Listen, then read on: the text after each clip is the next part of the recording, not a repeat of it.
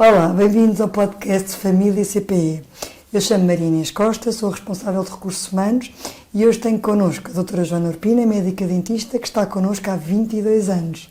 Vamos falar da importância da saúde oral nos atletas. Olá, obrigada pelo convite. Eu estarei sempre disponível quando precisar, como sabe. E realmente, a saúde oral nos atletas é muito importante e talvez seja um bocadinho descurada porque ainda não há a percepção da relevância que ela tem na performance desportiva do atleta, exatamente. Em alguns estudos recentes, nós definimos mais ou menos 6 pontos muito relevantes no aspecto da saúde oral em relação ao rendimento do atleta. São eles a cárie dentária, que é a primeira que eu vou começar a falar. A cárie realmente é considerada pela Organização Mundial de Saúde a maior epidemia de todos os séculos e por isso nós temos que lhe dar a devida importância. A cárie é uma doença infecciosa, é uma doença que passa de dente para dente e de pessoa para pessoa e, portanto, transmite ao resto do organismo uma quantidade de sinais e sintomas e ao indivíduo também que podem realmente afetá-lo no seu dia-a-dia. E o seu dia-a-dia inclui os treinos, os jogos e, portanto, o atleta tem que estar preparado. A cárie provoca uma inflamação e uma infecção porque é provocada por micro-organismos. Na boca nós temos cerca de 400 mil espécies diferentes de bactérias e elas vão entrar na corrente sanguínea porque o dente tem um feixe que inclui uma artéria, uma veia e um nervo e, portanto, comunica com o resto do organismo. Essa infecção à distância vai provocar alterações a nível muscular, nomeadamente no aparecimento e na probabilidade de sofrer lesões e também na dificuldade que há na recuperação das mesmas. Cientificamente, chegamos ali a um valor entre 20% a 22% da maior dificuldade da recuperação das lesões. Portanto, temos que dar mesmo atenção à saúde oral dos atletas. Por isso é que o exame médico desportivo tem a parte da avaliação estomatológica, tem cáries, não tem cáries, que é algo que às vezes se descura, que as pessoas não fazem. É verdade, mas hoje em dia, mesmo nos grandes clubes, e nós temos um programa de formação de atletas que fazemos com muito prazer e nós conseguimos perceber que mesmo nos grandes clubes, às vezes esse exame médico desportivo é feito através de uma pergunta do género: já foste ao dentista? Há quanto tempo não vais ao dentista? Tens cáries? Não tens cáries? E não é realmente um exame clínico como deveria ser feito. E isso é uma coisa que nós, CPE, gostaríamos de mudar e de trazer os atletas à nossa clínica e fazer-lhes realmente um exame como deve ser. Pronto, no seguimento... Má oclusão. A má oclusão. No seguimento da cárie, nós também temos outras alterações a nível da saúde oral, que é, por exemplo, a má oclusão. A oclusão é a maneira como os maxilares se relacionam, portanto, a maneira como o maxilar superior encaixa no maxilar inferior. Vulgarmente, como nós mordemos. Como nós mordemos, exatamente. Eu até costumo fazer este que é para as pessoas perceberem que é exatamente isto que é a oclusão, nas nossas ações de formação. A oclusão é muito importante, porquê? Porque realmente no nosso organismo existem 7 sistemas subposturais e um deles é o crânio-mandibular. E o crânio-mandibular inclui a mandíbula. E a mandíbula é o único osso móvel do organismo e, portanto, a alteração do equilíbrio da mandíbula é muito importante para a postura do indivíduo. Isto até parece um pouco mágico, mas não é. Porque a mandíbula e o maxilar se relacionam de uma maneira que, se for equilibrada, nos dão uma determinada postura e, se for desequilibrada, alteram a nossa postura, nomeadamente a nossa pegada plantar. E isto é importantíssimo no desporto, porque os pés são fundamentais, a não ser na natação, em que realmente eles não existem da mesma maneira do peso, não é? Mas no resto dos desportos os pés são fundamentais e há realmente uma alteração na pegada plantar se esse indivíduo tiver má oclusão. O que pode potenciar mais lesões. O que pode potenciar mais lesões, o que obriga o organismo a fazer compensações, que também vão ser percebidas pelos músculos e pelas nossas articulações e, portanto, nós estamos a fazer o movimento de maneira errada. Portanto, uma consulta médico-dentária na especialidade de ortodontia pode resolver e pode prevenir este tipo de lesões, porque nós temos que apostar na prevenção. Portanto, se o médico conseguir definir que este indivíduo, se usar aparelho ou se for sujeito a outros tratamentos, consegue morder de uma maneira mais eficaz, vai também obter maior performance. Já para não falar na alimentação, que é muito importante para os atletas, e a maneira como nós mordemos vai definir a absorção dos alimentos. Porquê? Porque o bolo alimentar é formado na boca, e se esse bolo alimentar não for formado como deve ser, no seu início da digestão, que é oral, quando chega ao estômago vai de maneira diferente, quando chega ao intestino vai de maneira diferente e é absorvido, os nutrientes são separados de maneira diferente e absorvidos de maneira diferente. Isto para um atleta é importantíssimo porque a nutrição é fundamental. Mas também temos a parte da respiração, na mordida. Exatamente. E do sono, não é? A má oclusão, nós devemos lembrar-nos que o céu da boca é o chão das fossas nasais, portanto é o chão do nariz, e ao chão do nariz, quando há uma alteração a nível do palato, vai haver uma alteração da respiração. E isto pode realmente definir indivíduos que sejam respiradores orais. Os indivíduos com respiração oral apresentam pela boca, exatamente, mais fadiga muscular, apresentam uma menor capacidade de oxigenação das células em cerca de 18%, e, portanto, isto tudo depois se vai refletir no seu dia-a-dia também, nomeadamente no sono, na atenção, no desempenho escolar, e isto tem consequências. Para o atleta também. E no desporto, provavelmente a resistência, a capacidade de força explosiva. A força explosiva também vai diminuir, porque se diminui o oxigênio, diminui essas respostas que nós esperamos num atleta. E há quem diga que até pode afetar a concentração do atleta. Exato, foi o que eu disse. Vai haver a concentração a nível escolar e também na sua atividade. Exatamente. E os famosos terceiros molares? Que é uma área que a Joana é uma área que eu gosto bastante. É a minha área de intervenção maior, é os terceiros molares inclusos. Realmente, os terceiros molares inclusos são um desafio, até pela sua idade de erupção cronológica, que é entre os 18 e os 25 anos, mais coisa, menos coisa, e, portanto, um atleta está numa fase de explosão da sua carreira, porque é mais ou menos nessa altura em que se dão os grandes desafios a nível do desporto, e, portanto, os terceiros molares inclusos têm que ser muito bem avaliados clinicamente, porque podem trazer grandes problemas. Avaliados numa pré-época. Numa pré-época, nós temos sempre que apostar na prevenção. E a pré-época é precisamente a prevenção. É quando se trabalha e se planeia a próxima época. Portanto, é fundamental haver porquê? Até porque também há aqui uma outra situação. Se realmente os indivíduos, atletas, tiverem que ser intervencionados, tem que ser na pré-época, porque eu depois não vou permitir que eles façam desporto, porque isso era mau, e portanto, ou isso não acontecer, eles depois ficam inadaptados para o jogo ou para os treinos, e isso é uma coisa que o treinador não quer. Portanto, se for avaliado na pré-época, nós conseguimos fazer tudo num timing, sem prejudicar o atleta. Acho que isso é fundamental. Existem ainda outros problemas na inclusão dos terceiros molares dentíferos, portanto, definitivos, que são, a inclusão é quando a posição dos molares não está na arcada, não está à vista, e está dentro do osso, que é o seguinte: nos desportos de impacto, isto pode favorecer a fratura da mandíbula. Porquê? Porque onde há dente não há osso, e portanto à volta haverá ar, e ao haver ar durante o choque pode favorecer a fratura. E temos que evitar isto, porque nós temos que trabalhar na segurança dos atletas. Nós somos responsáveis por isso. Os médicos são das equipas, os treinadores também, e o próprio atleta também deve ser responsável. A verdade é que tem que se começar a trabalhar para o compromisso com a prevenção da lesão, não é? Para mim, é a chave. A prevenção é a chave em medicina. E Joana, e todos os terceiros molares, todos os sisos devem ser extraídos ou não? Os sisos que estão na posição correta são extraídos se for realmente necessário.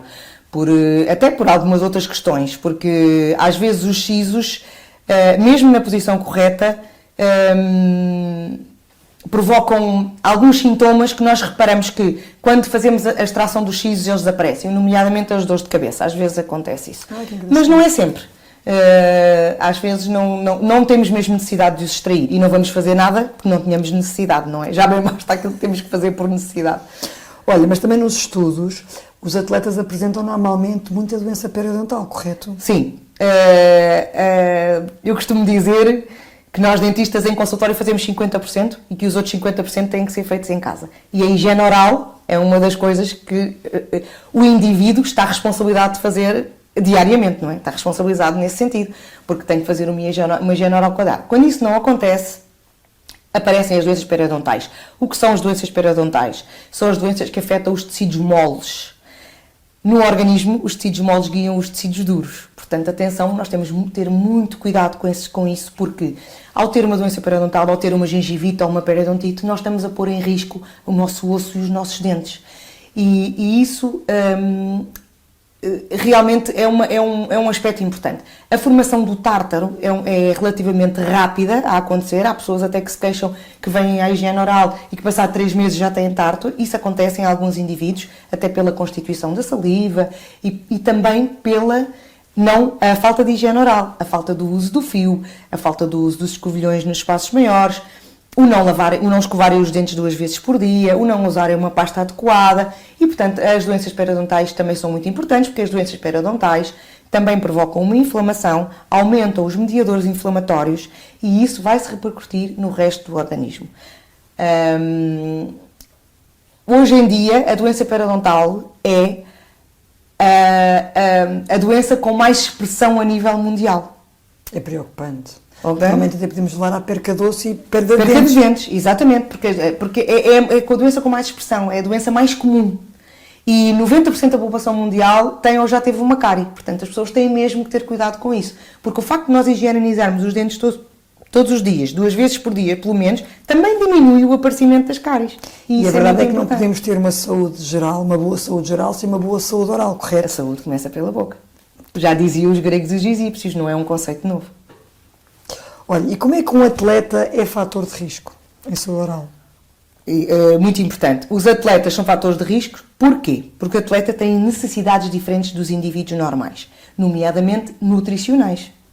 Os atletas têm que comer, ou devem comer, uma alimentação extremamente cuidada, rica em hidratos de carbono, usam os géis, as barras, as bebidas isotónicas, tudo isso altera o pH da saliva, tudo isso faz erosão do esmalte. Os hidratos de carbono transformam-se em açúcares na boca. Às vezes achamos que não comemos açúcares e comemos. Às vezes eu ouço na minha consulta, eu não comi açúcares ontem. Eu disse, então o que é que foi o seu jantar? O meu jantar foi massa com, vamos imaginar, com cogumelos. Eu assim, massa é um hidrato de carbono e é um açúcar, porque transforma-se em açúcar na boca. E as pessoas, não me diga, mas eu achava que como não tinha comido doces, não tinha comido açúcar. E não é assim, as pessoas não estão informadas nesse sentido. Portanto, os cuidados de higiene têm que ser redobrados. Redobrados. E ainda há uma outra situação também, outros 2 ou 3 questões que eu quero referir, que é, durante a prática do exercício físico, existe desidratação, xerostomia. O que é a xerostomia? Nós ficamos com a sensação e, na verdade, estamos mesmo com a boca seca. Isso também altera o pH da saliva. Ora, se nós utilizamos barras, géis e bebidas isotónicas, temos uma descida do pH da saliva. Não temos, a saliva defende-nos de todas essas agressões, mas como ela não está a ser produzida na mesma quantidade, ela não nos está a defender. Então nós temos que redobrar os nossos cuidados. Temos também uma alteração das nossas defesas. O organismo, quando está a ser puxado de alguma maneira, neste caso de esforço físico, também faz uma alteração nas defesas. Também há uma baixa das nossas células de defesa. E isso faz com que nós estejamos mais suscetíveis para outro tipo de problemas. Portanto, temos que ter um cuidado redobrado. No caso dos atletas, mais ainda, não é? Mais ainda. Depois também há a componente psicológica. Os atletas são muito afetados psicologicamente, têm que ser seguidos nesse aspecto também. A mente é muito importante. A mente e o corpo têm que estar equilibrados para conseguirem seguir em frente, como eu costumo dizer. E, portanto, também há a componente psicológica. E, nomeadamente, naqueles desportos em que há categorias de peso, também há outros problemas que podem interferir na saúde do atleta, como, por exemplo, a anorexia e a bulimia. Eu falo nestes 2 principalmente porquê? Porque a minha área é medicina dentária e nós normalmente somos os primeiros a descobrir. Porque essas 2 patologias têm sinais e sintomas na cavidade oral. E nós conseguimos descobrir isso muitas vezes antes dos pais. E é uma situação que é preocupante. Porque os jovens são bastante afetados nesta depois também a xerostomia também provoca a litose que é o mau hálito, também inibe um bocadinho a comunicação com os treinadores, diminui a autoconfiança e tudo isto perturba mentalmente um atleta. E os famosos traumas, aquelas pancadas fortes que se vê às vezes em jogo, que até dá medo. Esses traumas, principalmente nos desportos de contacto, nós temos que dar muita importância, porque temos que defender. Eu disse ainda há bocado, nós temos que treinar os miúdos e formatá-los para a segurança. E eles têm que perceber que nos desportos de contacto e até às vezes nos de não contacto, nós temos que usar protetores dentários. Os protetores dentários são fundamentais. Eu digo dentários porque é um protetor individualizado. Nós falamos dentários, mas no fundo eles não protegem só os dentes. Eles protegem os dentes, protegem os tecidos às voltas dos dentes, protegem o osso e até fazem absorção das forças do impacto. Portanto, quando o indivíduo sofre um impacto, eles conseguem fazer a absorção dessas forças, dissipam essas forças, de maneira que nós conseguimos muitas vezes que não hajam traumatismos cranianos ou lesões neurológicas mais complicadas. Não quer dizer que elas não existam, mas podem diminuir o grau de densidade ou de gravidade, neste caso, se nós usarmos um protetor dentário. E depois também há os outros traumas, que são as fraturas dos dentes, as avulsões, que também são importantes referir aqui. E que muitas vezes os técnicos não sabem como atuar e faz toda a diferença nos primeiros minutos. E é aí que nós fazemos a formação de atletas e ensinamos como é que nós devemos fazer quando isto acontece. Porque o imediato é o segredo, para não haver gravidade ou para diminuir a gravidade, porque a gravidade já ia lá acontecer, não é? Para diminuir a gravidade destas situações. Nós costumamos explicar exatamente como é que se faz, aqui seria um bocadinho difícil, porque precisava de exemplificar, mas temos esta preocupação nas nossas formações. Regra geral, se partirem um dente, devem tentar apanhar esses bocadinhos de dentes e vir para o dentista. Tentar sempre apanhar estes bocadinhos de dentes. Eu sei que às vezes é difícil. Eu sei que, por exemplo, no futebol, com a relva e com a terra, isso às vezes, essa probabilidade é diminuta. Mas, por exemplo, no rugby, disparado, peço desculpa, no hóquei ou no futsal, que estão num ringue, é muito mais fácil. Recuperar o pedaço ou o dente, se ele sair todo, é fundamental. O tempo de atuação entre a altura do acidente e a altura da reposição do problema, não é? Da solução, é super importante.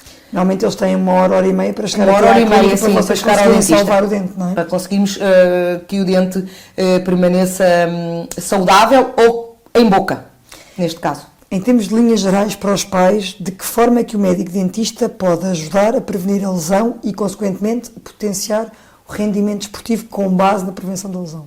É assim, os médicos dentistas ajudam a prevenir e a corrigir os acidentes, conseguem perfeitamente interrelacionar tudo o que é a saúde oral e o que se passa na boca com o resto do organismo, e às vezes as pessoas não conseguem fazer esta relação, que é muito importante, e portanto conseguem, ou devem conseguir, neste caso, porque infelizmente também há muitos médicos dentistas que ainda não estão despertos para esta questão do desporto, e isto é fundamental, porque hoje em dia o desporto é saudável, conseguem levar o atleta a entender o que se passa no seu organismo, no seu metabolismo. Por exemplo, numa primeira consulta, na tal consulta de pré-época, para além de fazer o diagnóstico, incentivar a uma higiene mais cuidada, uma higiene oral de 6 em 6 meses. Fazer um trabalho de casa, que era o que eu queria dizer. Portanto, uma higiene oral 2 vezes por dia, de manhã e à noite no mínimo. Com fio dentário. Usar o fio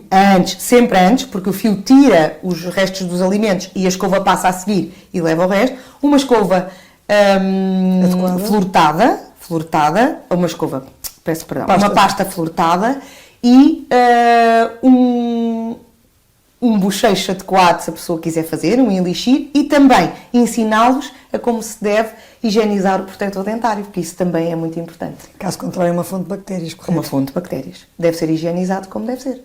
E porquê que o atleta não deve passar a boca por água depois de lavar os dentes? O atleta? O indivíduo? Todos.